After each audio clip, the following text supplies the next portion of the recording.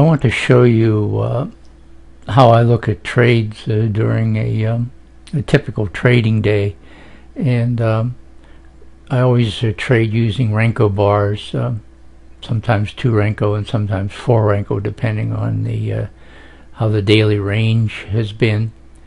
And this was a chart from 11/16 2012 on the ES4 Renko.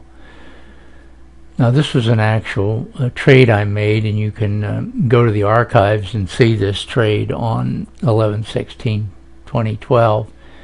But market opens at 6:30 in the morning here on the West Coast, and I went short on this bar here, and I like to use linear regression, a linear regression channel, and I like to use price action trend lines in addition to my regular triangle trend indicators.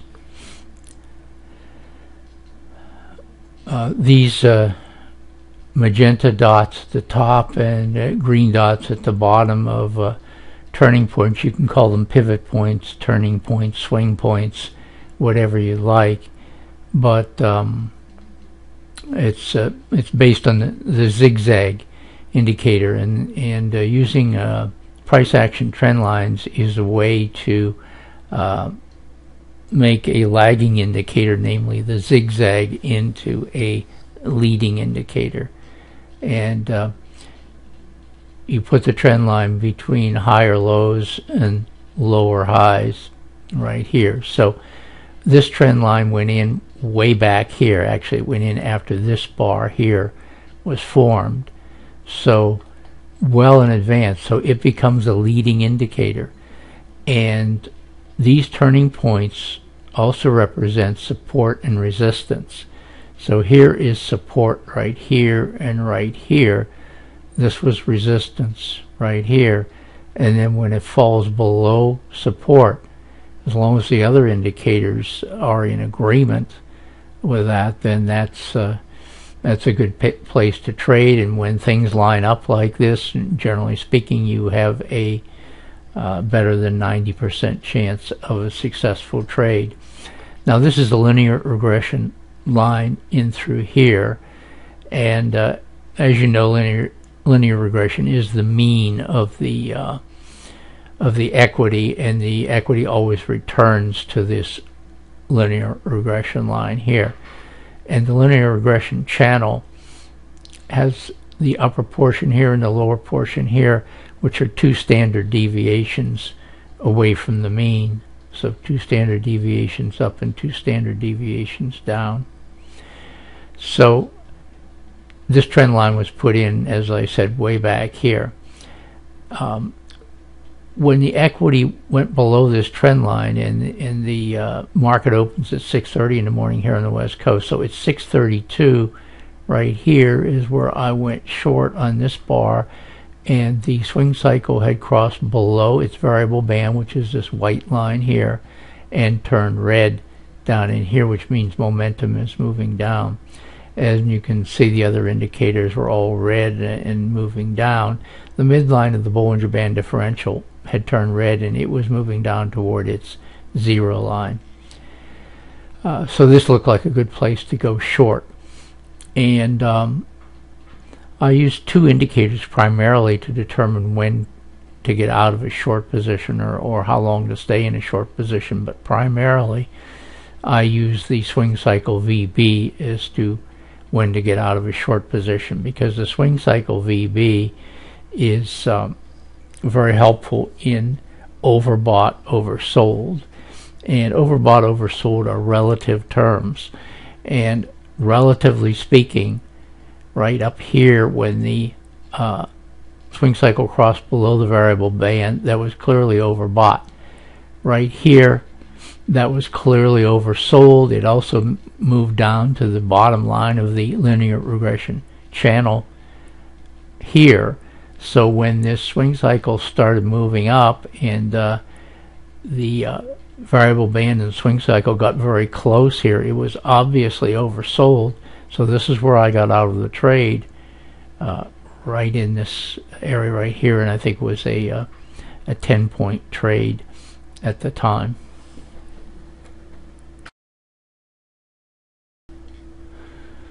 Now moving a little farther along here, now this is where I ended the last trade. The equity started moving up here, and the right here is where the swing cycle turned green, which indicated momentum was moving up. Now I would not take a trade in through here. By the way, these yellow dots here represent today's open, and usually they also act as support and resistance, and you can see they served as resistance right here when the equity went up here, and then didn't go any higher than that. But I would not take a trade in here because the DMI differential was showing conflicting signals here. The dots were green, but the indicator line was red in through here. So this is not a place to take a long trade, even though the other indicators were showing an up move right in here. The RWO was showing an uptrend, and the DIX was moving up, and there was an up triangle here. But to me, this was not going to be a particularly profitable trade, so I passed on this. Now over here, now remember, it's still operating under this trend line right here, so it's moved under the trend line, and you can see the trend is down in through here. So generally speaking, I don't like to trade counter trend rallies, which is what this is up through here, because obviously the trend is down, so I want to trade pretty much in the direction of the trend. Now over here, when the swing cycle crossed below the variable band, that indicated this was overbought in this area here. Now I would go short right over in this area when the DMI differential crossed below the red dots here, and the DIX moved down, or a down triangle formed. The RWO moved down, showed a downtrend right in here, and the Bollinger Band differential was red and was below zero. When it's below zero, that indicates a downtrend. So you can see on this bit of a counter trend rally right here, the Bollinger Band differential stayed below the zero line right here, and peaked out right at this peak right here, and right at the zero line. So in any event, I would go short over here, and I would get out of this trade when the swing cycle starts up here, and the equity turns green right in here. So this would have been a few points, a 3 or 4 point trade right in this area here. Now here's where the last trade ended, and right over in here, when the swing cycle crosses above the variable band, it turns green. So right around this area I would go long, because the downtrend is flattening out here, and also you can see a divergence here in the RWO. You can see this point here is lower than this point, even though this point here is lower than this point. So definite divergence, and the RWO is good for divergences. So that's why I would go long in this area right here, even though there is no trend line in here. Now there's a couple caveats about these price action trend line. One is that every time you have a cross of a trend line, it does not mean that it's going to be a profitable trade. And every profitable trade you take is not necessarily preceded by a trend line. So in this case right here, there's no trend line involved in this trade, but the triangle trend indicators are saying yes, this is definitely going to go up from here. So I would go long in this area here, and you can see now the linear regression channel has moved up, so we're in an uptrend here now. And I would stay in this trade even through this pullback here, because the swing cycle stays green, which means momentum is up. Now it turns red over here, but it moves up again here, and then it turns green again. So the other thing that can keep you in a trade is the DMI differential, and you can see that there are just 3 red dots here, which means there's a downward bias to the equity, but because the indicator line itself stays above these dots, you can safely stay in this trade in through here. Now the swing cycle crosses below the variable band here, but it stays green. So as long as it stays green, it's a little bit suspect that you're going to have a downtrend. So you get a what I call it a failed cycle. So it doesn't go all the way to the extreme. It comes down here and starts back up again. And whenever you get a failed cycle, just like this is a failed cycle, then the equity will move up along in the direction of the swing cycle. And speaking of direction of the swing cycle, you always want to trade in the direction of the swing cycle. You don't want to trade against the direction of the swing cycle. Now, over here, even though the DMI differential is still green, the dots are still green, the indicator line is still above that, I get a little bit scared here when the swing cycle turns red and moves below the variable band here. So this to me says this is pretty much overbought right in this area, so I would get out of this long trade right here.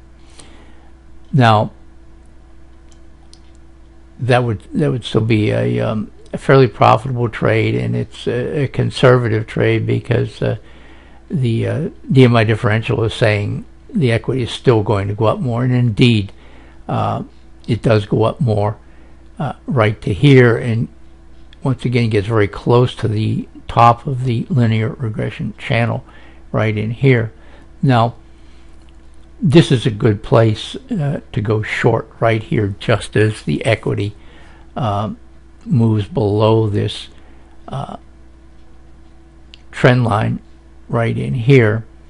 And even though all the indicators are not all agreeing with this, this is a pretty strong indication when momentum by color on the swing cycle turns red. Means momentum is moving down, and you get a cross below support of this price action trend line here. I will go ahead and go short on this bar, and I'll stay in this trade here because the swing cycle turns red and yellow right in here, but it's a failed up cycle. It doesn't cross above the variable band here, and it moves down here, and then when you get the cross of this variable band right in here, the equity turns green on this bar here. The dick starts moving up. Then I will get out of this trade right here, which I got in over here. So you can see it was a very nice profitable trade in through here.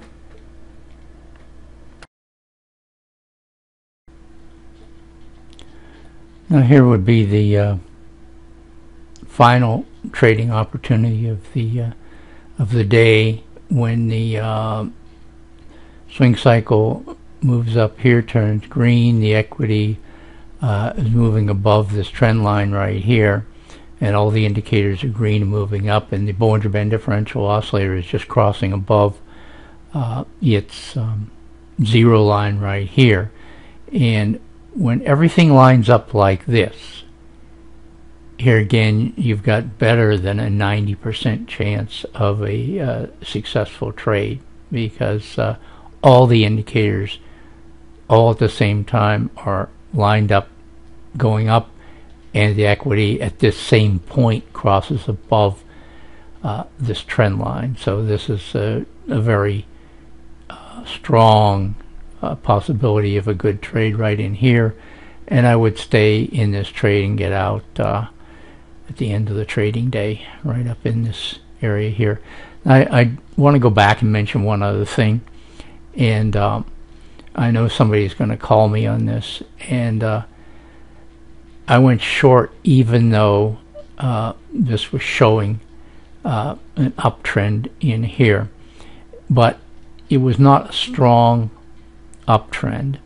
And I also rely a lot on the Bollinger Band Differential Oscillator, and when it's crosses, the indicator line crosses below the Bollinger Bands like it did here, and the midline turns red, then that's an indication that the equity is going down. Now, it's not until it crosses below the zero line right here that it's confirmed downtrend right in here. Now, this doesn't exactly agree with the linear regression channel right here, but I rely more on the triangle trend indicators for trend direction than this channel. And to be conservative, you could go short. You could wait until this point right here and go short on this trade as the Bollinger Band Differential Oscillator crosses below its zero line here, which confirms that it is a downtrend. So this would be good for 1, 2, 3, about 4 points right in through there. So this is an attempt to show you the trades that are available during a typical day with the triangle trend indicators on the 4 Renko ES.